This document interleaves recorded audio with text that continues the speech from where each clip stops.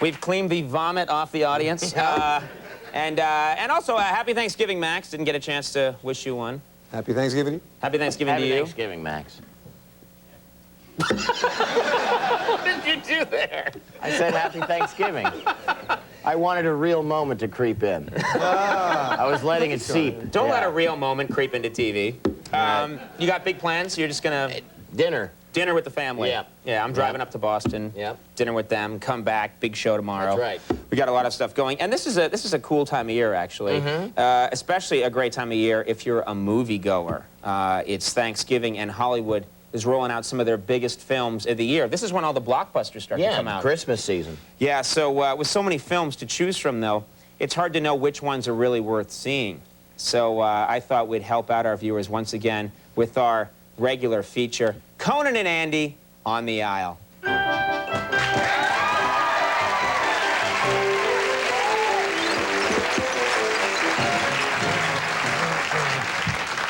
This really helps people, because there aren't other film critics people can trust. They trust us. Exactly. And so I'm going to start with our first feature. It's a blockbuster movie. It's called I Still Know What You Did Last Summer. It's the sequel to last year's blockbuster horror flick. Now, Jennifer Love Hewitt is back, this time with Brandy as her co-star. You know how directors sometimes they use little tricks to get the right emotions out of the actors?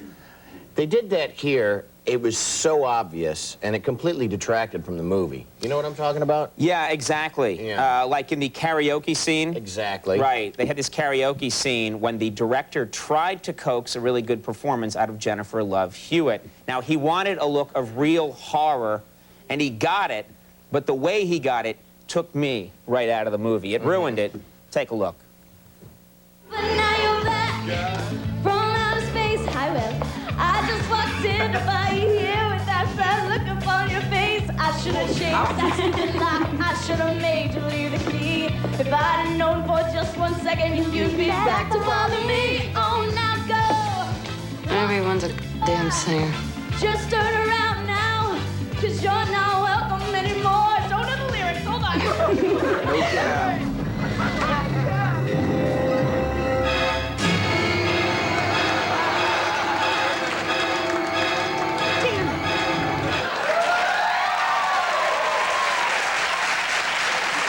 That's not right. Not right at all. I mean, she's horrified, but I don't know. It just ruins things. Yeah, absolutely. It's not right. Our next film is Meet Joe Black. It stars Brad Pitt as the personification of death who comes to Earth to experience life as immortal. I wasn't too crazy about this movie. I will say I hated it.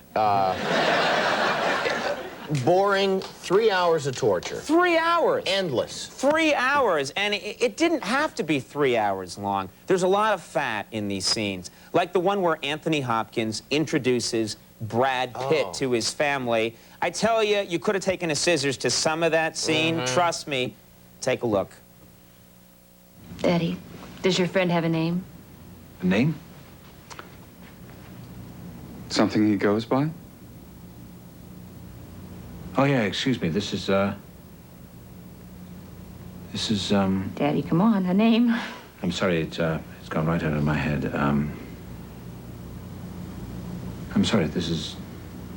Bill, the suspense is killing me. Oh, yeah, excuse me. This is, Daddy,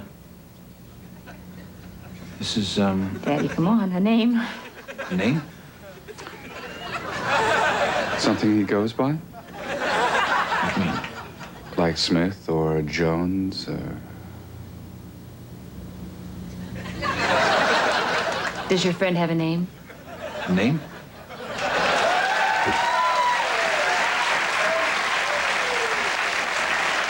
That scene, I don't know, people don't know, that's 2 hours of the movie. And then finally, Joe Black, and then they move on, and the rest is really good, but 2 hours? I don't think so. Here's another problem, folks, that I had with Meet Joe Black. Now, I'll admit, Brad Pitt is a good-looking guy, but don't hit us over the head with him all the time. So true. I mean, even women that go crazy over the guy, they're going to be so sick of him by the end of this movie. Yeah, they force him in everywhere, like the scene where he's romancing Anthony Hopkins' daughter. Yeah. There's just too much Brad Pitt. Take a look. I have this weak feeling in my knees. And is your heart beating strangely? Yes. Faster.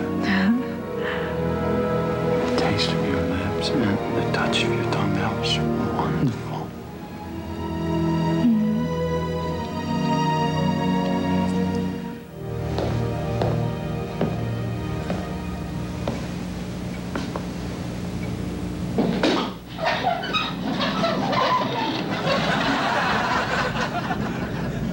There's no sense living your life without this. I don't know. I would think Anthony Hopkins would be offended. Should be. Our next film is Dancing at Lughnasa. It's set in rural Ireland in the 1930s. It's an interesting plot.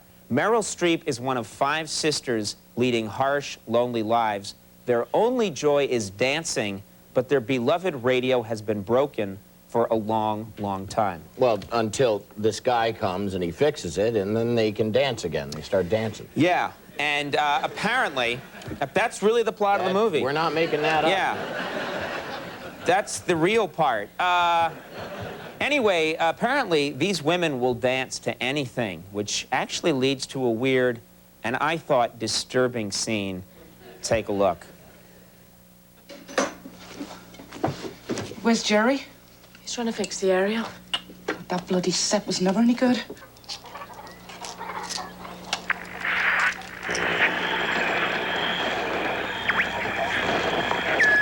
Take you now to Lakehurst, New Jersey. The ship is riding majestically toward us. It's practically standing still now. They've dropped rope out of the nose of the ship. It burst into flames. Get it started, get it started. It's crashing, and it's crashing. It's crashing terrible. Oh, my, get out of the way, please. It's burning, bursting into flames, and it's falling on the mooring mast, and all the folks between the This is terrible. This is one of the worst catastrophes in the world. Oh, 400 or 500 feet into the sky, and it's a terrific crash, ladies and gentlemen. The smoke and the flames now. Oh, the humanity.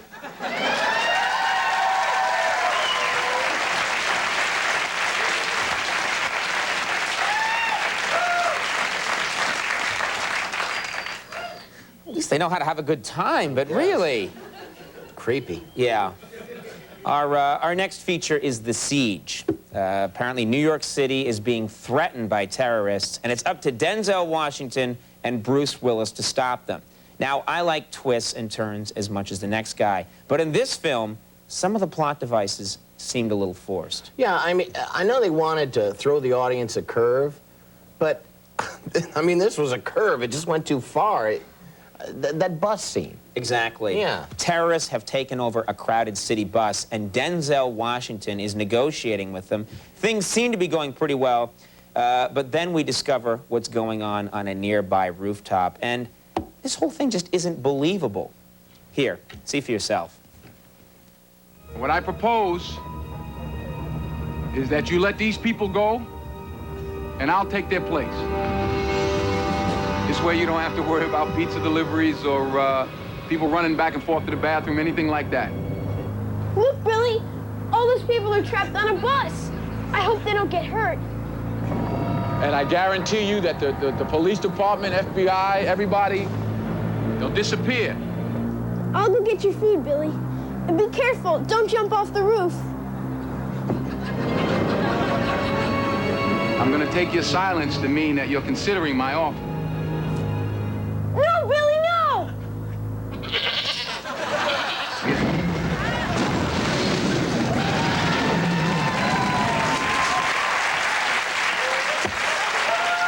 Okay, I didn't see that coming.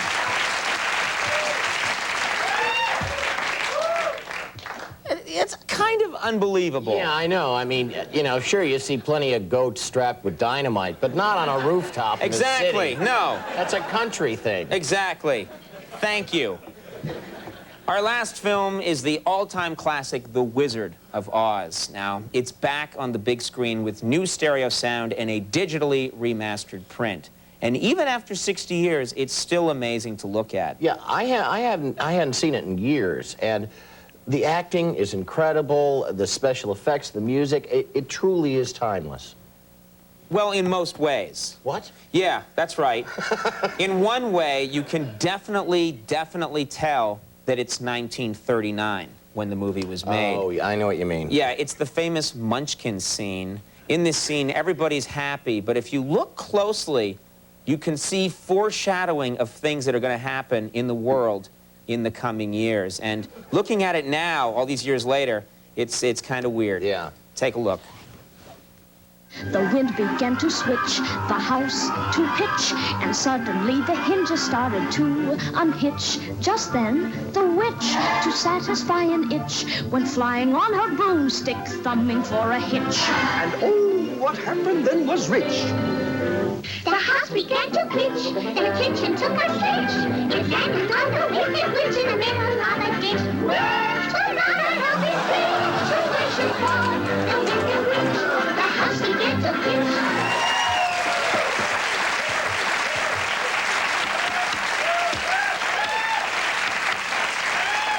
It's a whole new spin on the movie. And say what you want about the man, he could move. All right, we're going to take a little break right now. I hope we've done some good. I hope Helping so, people too. with their holiday choices. When we come back, very funny guy, Scott Thompson's going to join us. Stick around.